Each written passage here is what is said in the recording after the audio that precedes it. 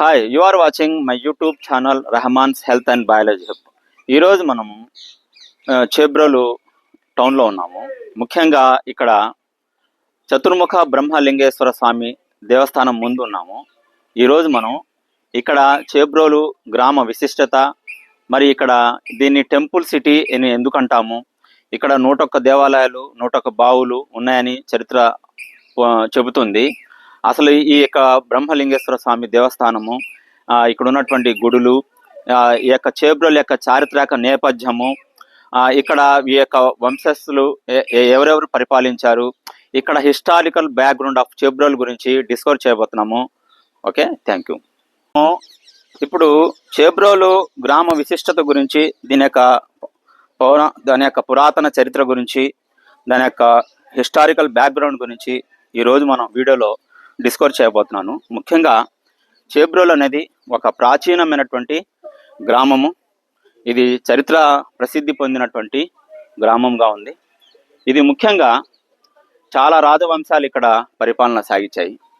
ముఖ్యంగా పల్లవులు, చాళుక్యులు, శాతవాహనులు, ఇక్ష్వాకులు మొదలగు వారు పరిపాలించారు.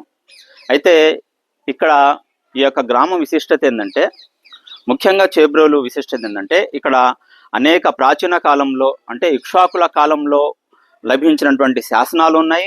అలాగే వాళ్ళ కాలంలో వాడినటువంటి నాణ్యాలు ఉన్నాయి. మరి ముఖ్యంగా ఈరోజు మనం ప్రజెంట్ ఇక్కడ మనం చతుర్ముఖ బ్రహ్మలింగేశ్వర స్వామి దేవస్థానంలో వచ్చాము. ఇక్కడ చూడండి, ఇదొక చెరువు మధ్యలో, అంటే ఒక చెరువు మధ్యలో ఇక్కడ దేవస్థానాన్ని నిర్మించడం జరిగింది. ఇక్కడంతా స్విమ్మింగ్ పూల్ లాగా చాలా చక్కటి వాతావరణం ఉంది. చాలా ఇక్కడ అయితే దీని యొక్క ప్రాశస్తం, ఇది ఎవరు కట్టారు అంటే మీకు అందరికీ తెలుసు.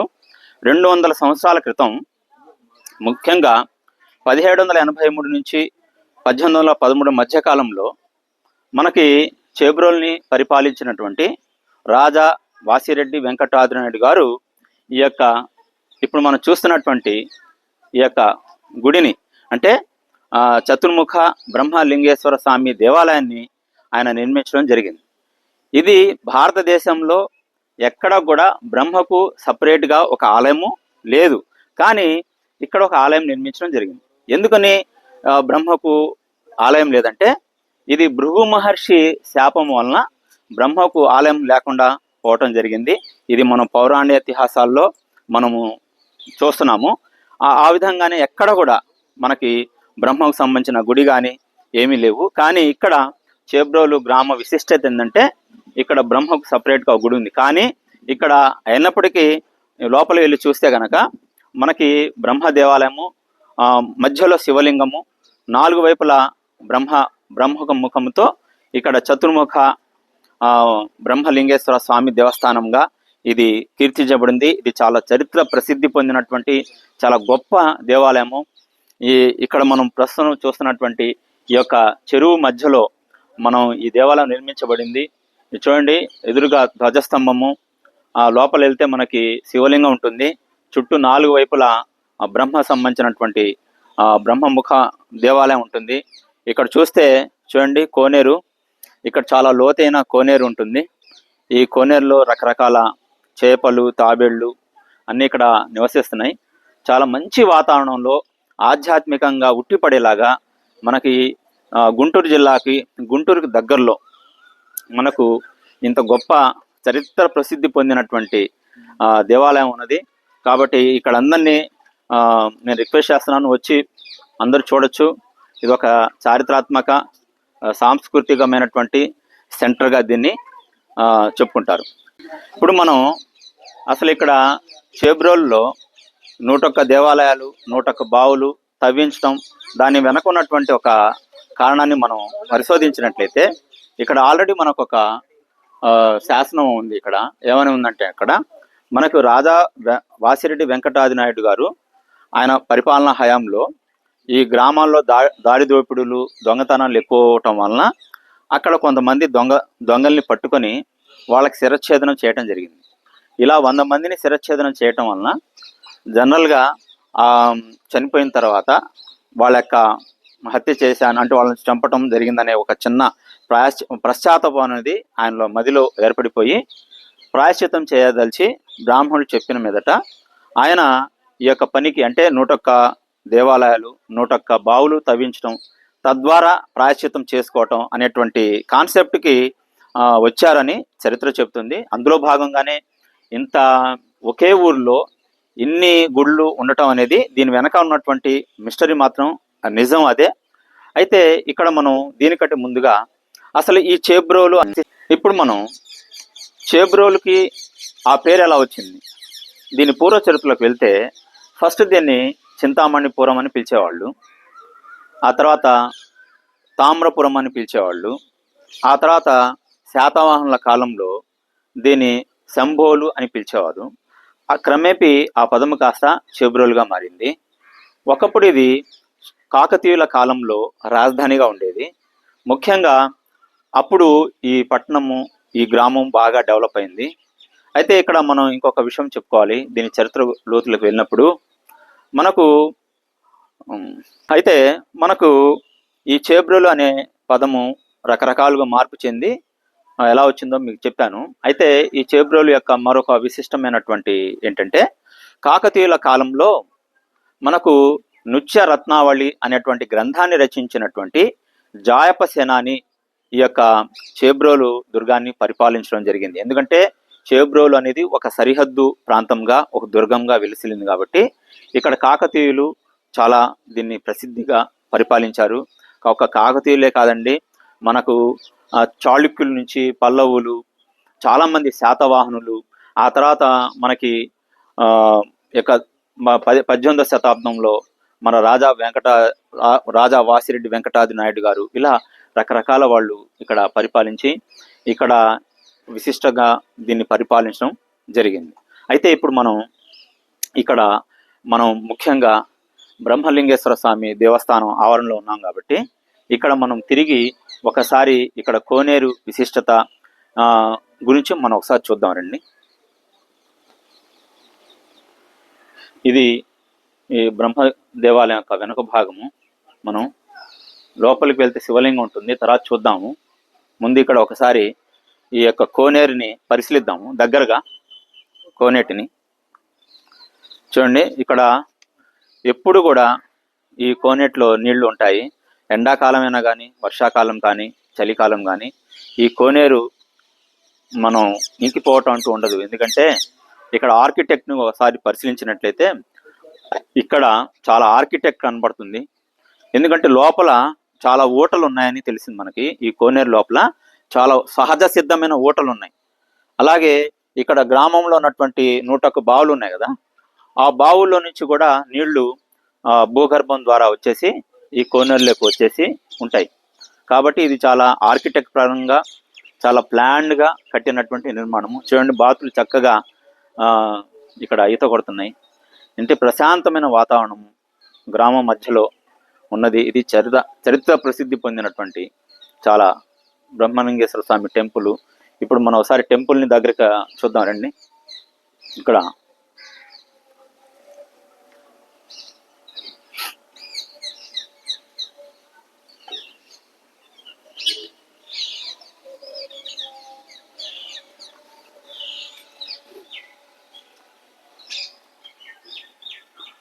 చూడండి, లోపల గర్భగుడి లోపల మనకి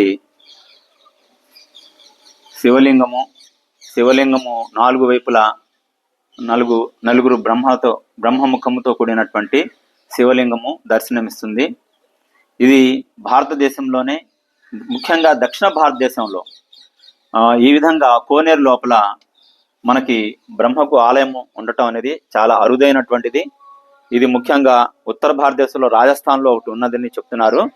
ఆ తర్వాత దక్షిణ భారతదేశంలో ఇలా మనకి అంటే ఇక్కడ బ్రహ్మ దేవాలయం అంటాం కానీ ఇక్కడ శివుడు ప్లస్ బ్రహ్మ ఇద్దరు కలిపి ఉన్నారనమాట.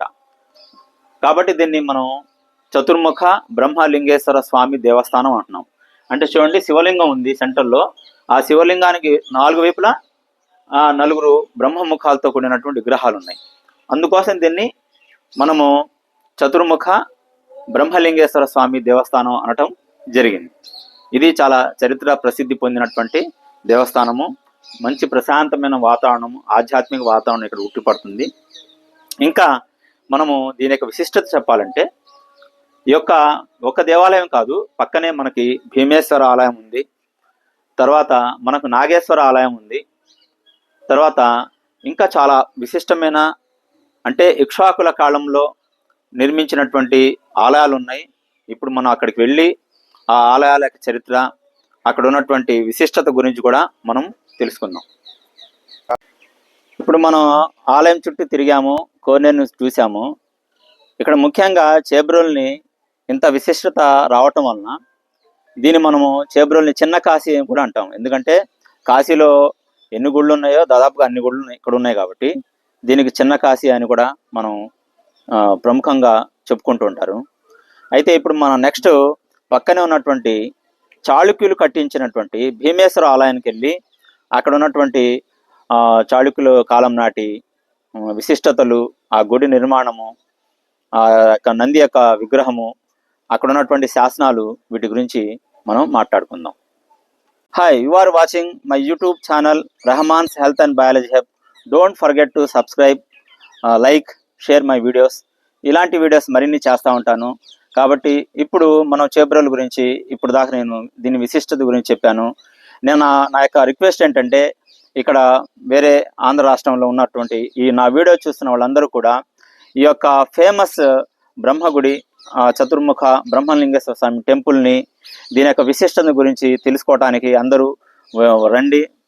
మనకి మన యొక్క చారిత్రక నేపథ్యము, మన యొక్క చరిత్ర తెలుసుకోవాలంటే ఇది కేవలం ఇక్కడ హిందూ టెంపుల్ అనే కాదు, దీని వెనకాల చరిత్రను గురించి తెలుసుకోవాలన్నా మన యొక్క సాంస్కృతిక చిహ్నంగా ఇది మిగిలిపోతుంది. కాబట్టి అందరూ వచ్చి దీన్ని చూసి వెళ్ళమని నా యొక్క రిక్వెస్ట్. ఎందుకంటే ముఖ్యంగా గుంటూరుకి మనకు 14 కిలోమీటర్ల దూరంలో, అంటే దగ్గరగా గుంటూరుకి దగ్గరగా మెయిన్గా హైవే మీదనే, అంటే చేబ్రోల్ యొక్క టౌన్ చాలా దగ్గరగా ఉంది. చాలా అనేక వెహికల్స్ వస్తుంటాయి. కాబట్టి దీన్ని అందరూ, నా వీడియో చూసిన వాళ్ళందరూ కూడా దీని యొక్క చరిత్రను తెలుసుకోవాలని, దీని యొక్క విశిష్టను గుర్తించాలని నేను రిక్వెస్ట్ చేస్తున్నాను. So don't forget to subscribe, share, like my channel. మీరందరూ తప్పకుండా ఇటువంటి విలువైన సమాచారం తెలుసుకోవాలంటే మన గుంటూరు చరిత్రే కాదు, మన ఆరోగ్యం పట్ల, మన అలవాట్లు ఎలా ఉండాలి, మనం ఏ విధంగా మన చుట్టుపక్కల సంస్కృతిని తెలుసుకోవాలి, మొత్తం ఈ విషయాలు సమగ్రంగా తెలుసుకోవాలంటే ప్రతి ఒక్కళ్ళు Rehman health biology hub YouTube ఛానల్ని సబ్స్క్రైబ్ చేసుకొని ప్రతి ఒక్కళ్ళు వారి యొక్క విలువైన సమాచారాన్ని అందుబాటులో ఉంచారు. అందరు తప్పకుండా తెలుసుకోండి. అందరికీ తెలియకపోతే తెలియజెప్పండి. Thank you. ఈ సమయాన్ని మీరు చాలా పిల్లలతో, ఫ్యామిలీతో ఎంజాయ్ చేస్తున్నారు అనుకుంటున్నాం. మేము కూడా ఫ్రెండ్స్గా కలిసి మన గుంటూరుకి 14 కిలోమీటర్ల దూరంలో ఉన్న చినకాశి చేబ్రోల్ అనే పట్టణం వచ్చాం. రాజా వెంకటాద్రి నాయుడు గారు పరిపాలించినటువంటి ఏరియా ఇది. ఇక్కడ మీకు తెలుసో లేదో, ఎంతమంది తెలుసో నాకైతే తెలియదు, కానీ మన చేబ్రోల్లో 101 టెంపుల్ ఉన్నాయి, ఈక్వల్ టు కాశీ. మనం ఎక్కడో దూరం ఉన్న కాశీ వెళ్తున్నాం, కానీ మనం పక్కనున్న చేబ్రోల్ను మనం పట్టించుకుంటలేదు. ఇక్కడ బ్రహ్మదేవుని టెంపుల్ ఉంది, చుట్టూ కోనేరు మధ్యలో టెంపుల్ ఉంది, టెంపుల్ కింద కూడా వాటర్ ఉంది. దయచేసి గమనించండి.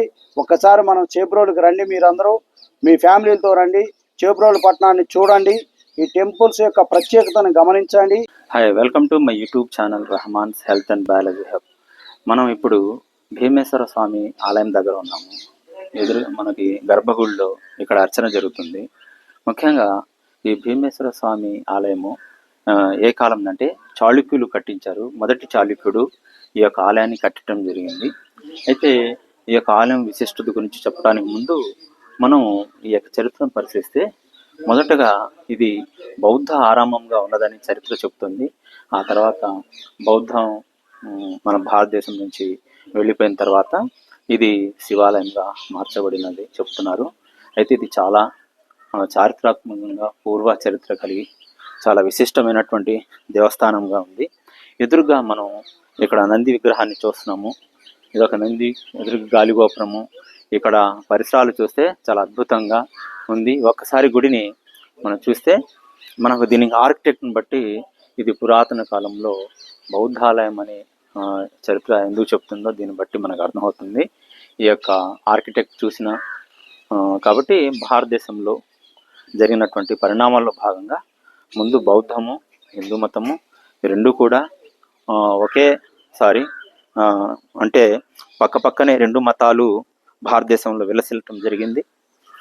కానీ తర్వాత కాలంలో జరిగిన మార్పుల ఫలితంగా బౌద్ధ మతం అంతరించి దాని స్థానంలో హిందూ మతం ప్రాబల్యం పొందటం జరిగింది.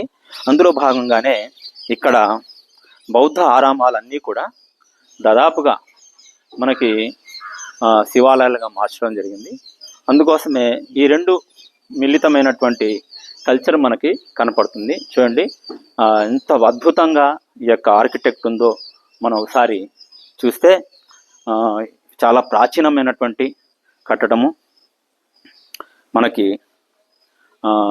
ఇక్కడ చూసిన ఈ యొక్క ప్రాచీనమైనటువంటి కట్టడము చాలా గొప్ప సాంస్కృతిక సంపదగా దీన్ని మనం చెప్పచ్చు. కాబట్టి ఇది మనకి చేబ్రోలుకే గర్వకారణంగా ఉంది. ఇలాంటి దేవాలయాలు దాదాపుగా 101 దేవాలయాలు అలాగే 101 బావులు ఉండటం అనేది చాలా విశిష్టమైనటువంటి గొప్పగా చెప్పుకోవచ్చు. కాబట్టి మనం ఒకసారి దేవాలయం చుట్టూ తిరిగి పరిశీలిస్తాము. ఇది ప్రాచీనమైనటువంటి భీమేశ్వర ఆలయము. ఇక్కడ శివునికి శివలింగము, దాని ఎదురుగా గుడి ఉన్నది. ఇది పూర్వకాలంలో మనం దీన్ని బౌద్ధారామంగా కూడా బౌద్ధ చైత్యంగా కూడా ఉందని చరిత్రకారులు చెప్తున్నారు. కాలక్రమేణా దీన్ని మనకు శివాలయంగా మార్చబడిందని. కాబట్టి మనకు ఆర్కిటెక్ట్ కూడా రెండు మిళితమైనటువంటిగా కనపడుతున్నాయి. ఇక్కడ మనం నంది విగ్రహాన్ని కూడా ఒకసారి చూద్దాము.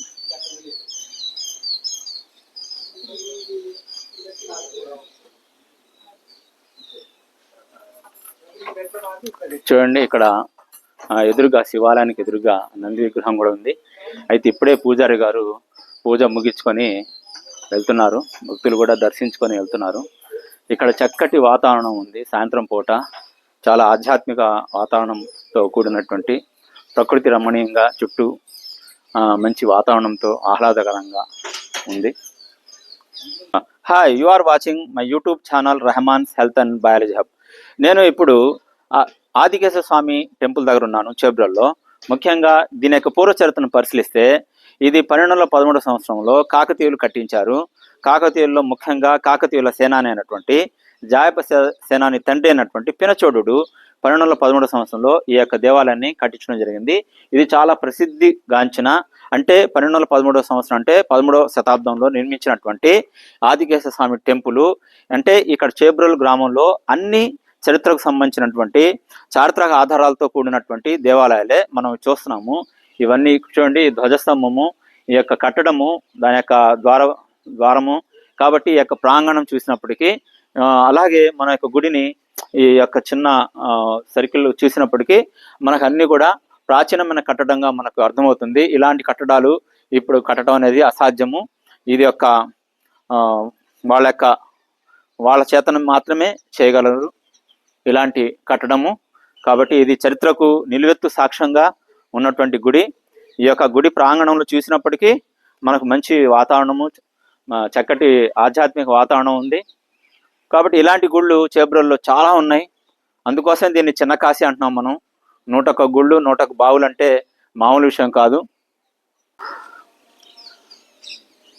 ఓకే, మనం ఈ యొక్క ఆదికేశవ స్వామి దేవస్థానాన్ని కనుక మనం పైనుంచి స్కై వ్యూ అంటే ఆకాశ మార్గాన్ని చూసినట్లయితే ఇది ఒక శివలింగం లాగా కనపడుతుంది. ఈ యొక్క గుడి యొక్క స్పెషాలిటీ ఇది చాలా ప్రసిద్ధి పొందినటువంటి చారిత్రక ఆధారాలు ఉన్నటువంటి చాలా గుడి. దీని యొక్క పురాతనమైనటువంటి ఆర్కిటెక్ట్ చూసినప్పటికీ చాలా గొప్పగా ఉంది.